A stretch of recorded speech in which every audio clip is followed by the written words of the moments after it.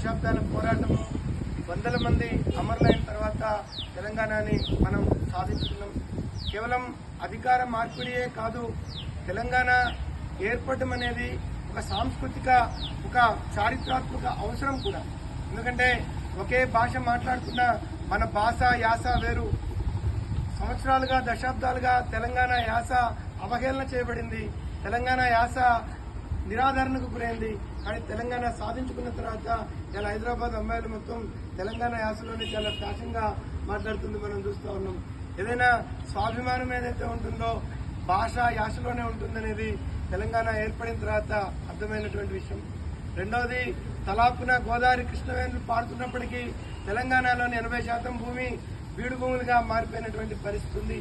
ఆ తర్వాత వచ్చినటువంటి తెలంగాణ ఈ 11 సంవత్సరాల్లో అనేక ప్రాజెక్టులను నిర్మాణం చేసుకోవడం ద్వారా కృష్ణా గోదావరి నీళ్లు తెలంగాణ భూములకు వెళ్ళాయి. మనం ఈరోజు అతి ఎక్కువ వరి దిగుబడి పండిస్తున్నటువంటి రాష్ట్రాల్లో ఇలా మనం ముందున్నాము. ఇది చాలా అభినందించిన విషయము. ఇది కూడా మన ప్రాంతం ఏర్పడిన తర్వాత వచ్చింది. మన తెలంగాణ ప్రాంతం రాకముందు అనేక మంది మేధావులు చెప్పారు, మీకు తెలంగాణ రాగానే చీకటి ఉంటుంది, కరెంట్ ఉండదని. కానీ ఉమ్మడి రాష్ట్రంలో ఉన్నప్పుడు మీ అందరికి తెలిసే ఉంటుంది, ఇండస్ట్రీస్ హాలిడేస్, వారంలో 2 రోజులు 3 రోజులు ఫ్యాక్టరీలు నడిచాయి. వారంలో 2 రోజులు 3 రోజులు మా రైతులకు కరెంట్ వచ్చేది.